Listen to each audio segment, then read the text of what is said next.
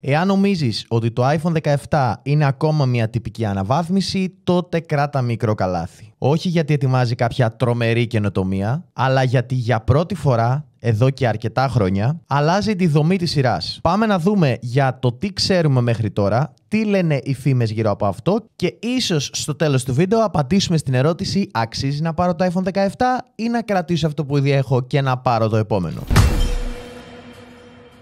Καλησπέρα σε όλους, είμαι ο Γιώργος και στο σημερινό βίντεο θα δούμε το iPhone 17. Τι λένε οι φήμες γύρω από το iPhone 17 και γενικότερα τι νέο θα φέρει το iPhone 17. Φυσικά, disclaimer, είναι όλα όσα λένε οι φήμες. Συνήθως, επειδή είναι πάρα πολύ έγκυρες πηγές που διαβάζω, πέφτουμε στο 90 με 95% μέσα. Οπότε θεωρώ ότι και φέτος θα πέσουμε αρκετά μέσα. Θα δούμε φωτογραφίες από leaks που έχουν βγει γύρω από το σασί. Θα δούμε φυσικά τις διαστάσεις, τις αναλογίες, το πώς θα μοιάζει η νέα σειρά των iPhone και το τι νέο θα φέρει φυσικά, καθώς η Apple φέτος αλλάζει και τη δομή της σειράς και το σασί αλλά και τα υλικά κατασκευής. Πρώτα απ' όλα να ξεκινήσουμε πως η Apple φέτος καταργεί το iPhone Plus. Το iPhone 16 Plus που συναντάμε μέχρι και πέρσι, δηλαδή μέχρι και το Σεπτέμβριο του 2024 που κυκλοφόρησε, από φέτος και μετά δεν θα το ξαναδείς. Θεωρώ πως δεν ήταν κάποια βασική καινοτομία το iPhone Plus, έτσι. Ήταν το iPhone Mini που προσπάθησε ουσιαστικά να πιάσει αυτούς που θέλανε μικρότερο κινητό στα χέρια τους, που ήταν πολύ μικρή η μάζα αυτών, και φυσικά άκουσε αυτούς που θέλανε κινητό φθηνό, σε εισαγωγικά, δηλαδή της απλής σειράς, αλλά Plus. Έτσι, οπότε αντικατέστησε τα Mini με τα Plus, θεωρώντας πως θα πουλήσει περισσότερα τηλέφωνα. Το iPhone Plus όμως δεν ήταν αυτό που η Apple πραγματικά περίμενε. Και τελικά έφαγε μια μεγάλη κατραπακιά. Κυκλοφόρησε λοιπόν τα iPhone Plus, αλλά δεν περπάτησαν και πολύ. Και έτσι λοιπόν καταργεί φέτος τα iPhone Plus, ξαναλέω με βάση τις φήμες που ήδη έχουμε, και φέρνει στο φως το iPhone Air. Μαζί με τη σειρά φυσικά περιλαμβάνεται το iPhone 17, η απλή σειρά, το iPhone 17 Pro, το iPhone 17 Pro Max και το iPhone Air.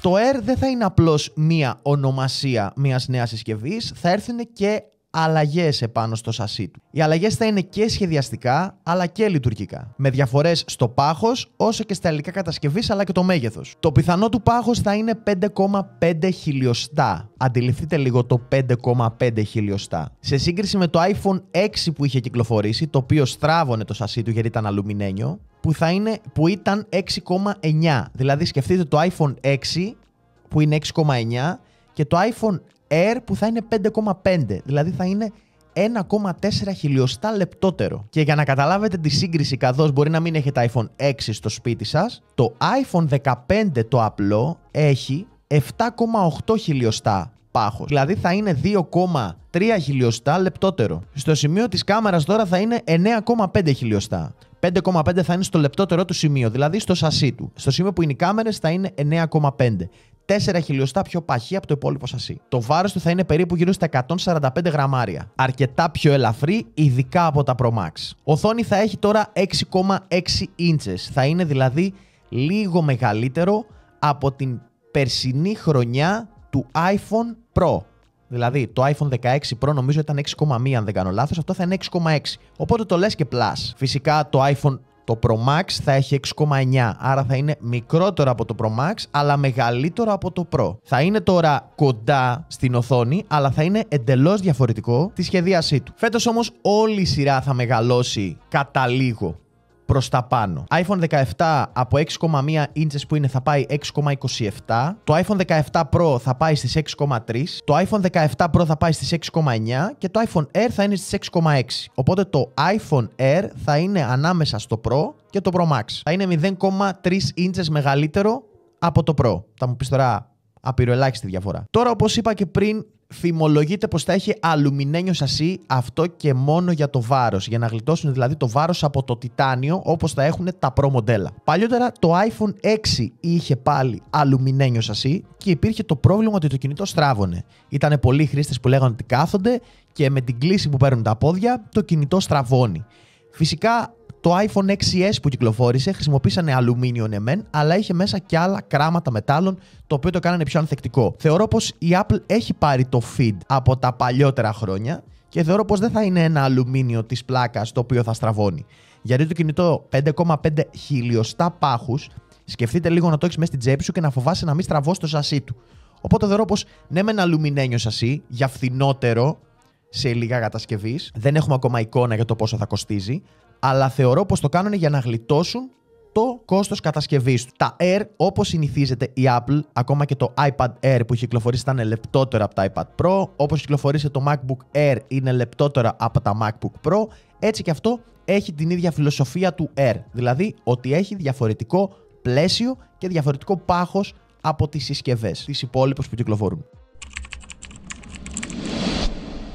Φημολογείται ότι φέτος η Apple αλλάζει και τη selfie κάμερα και πηγαίνουμε στα 24 MP επιτέλους. Αυτό σημαίνει ότι θα έχουμε πολύ καλύτερη ανάλυση στις selfies και στο FaceTime. Και πιθανόν φήμες λένε πως θα έχει και καλύτερη δυναμική εστίαση, θα εστιάζει ακόμη πιο γρήγορα από ό,τι εστιάζει. Θα μου πεις πόσο πιο γρήγορα, θεωρώ πως αρκετά πιο γρήγορα. Τώρα, ξαναλέω και έχω πει και παλιότερα ότι δεν παίζει ρόλο το megapixel. Το megapixel απλά θα σου δώσει περισσότερη λεπτομέρεια και διαφορετικό βάθος πεδίου. Δεν είναι δηλαδή ότι θα δεις τρελή διαφορά.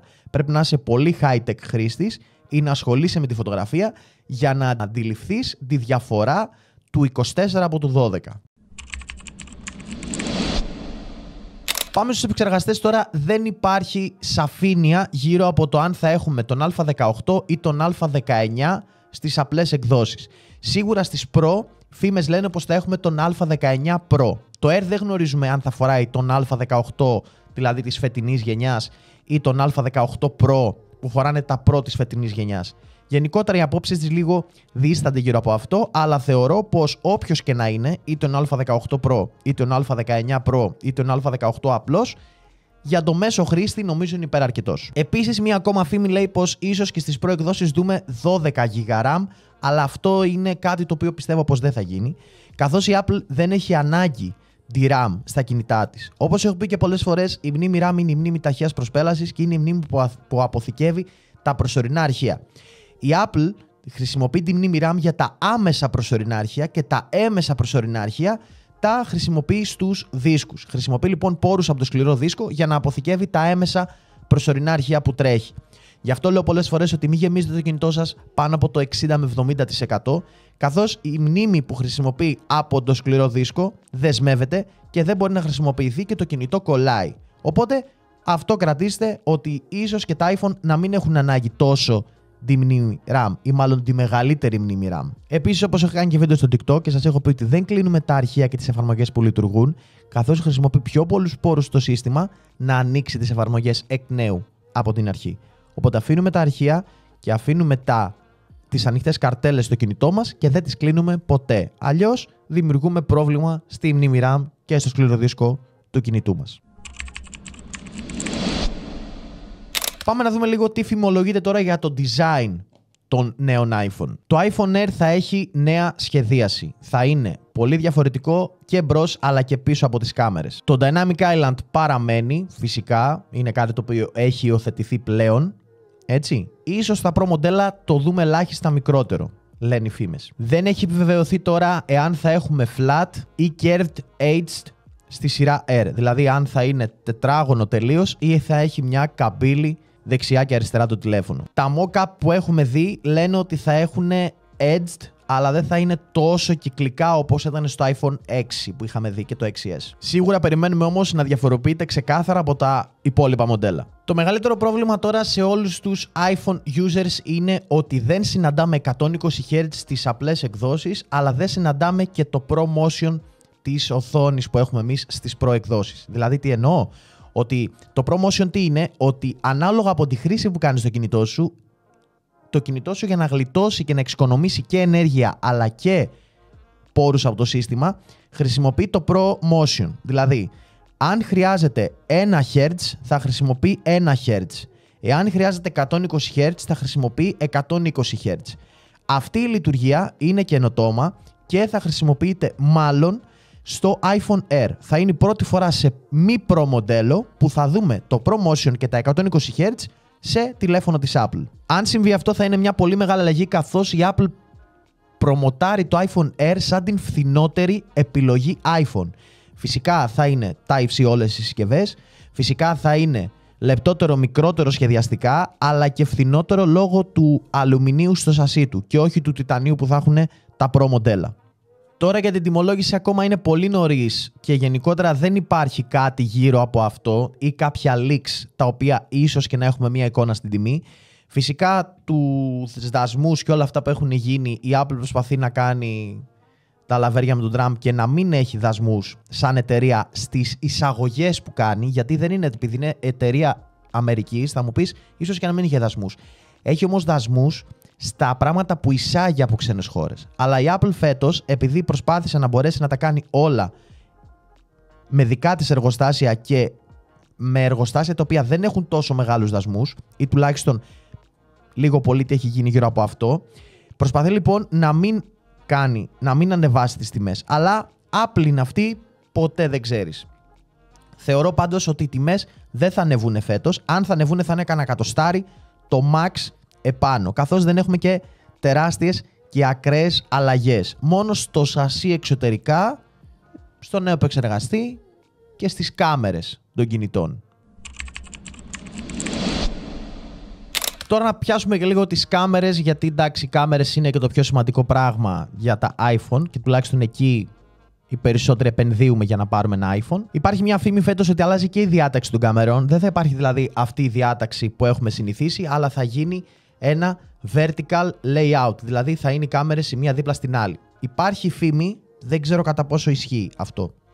Ο λόγος όμως που θα γίνει αυτό δεν θα είναι μόνο αισθητός. Η διάταξη αυτή θα υποστηρίξει καλύτερα το Vision Pro Recording και θα είναι πιο βολική για το Special Video. Βέβαια τα mock-up που έχουν κυκλοφορήσει δεν δείχνουν αυτή τη διάταξη, δείχνουν τη διάταξη όπως είναι σήμερα. Απλά χοντρένει όλο το πλαίσιο πίσω και γίνεται λίγο πιο διαφορετικό. Λεπτομέρειες τώρα για αισθητήρες και φακούς περισκοπίου δεν έχουμε εικόνα, προς το παρόν τουλάχιστον, αλλά θεωρώ πως θα έχει μια μικρή βελτίωση πάλι όπως γίνεται κάθε φορά. Σίγουρα στον αισθητήρα δεν θα έχει βελτίωση καθώς έχει αλλάξει πρόσφατα, οπότε θα παραμείνει ο ίδιος, θεωρώ.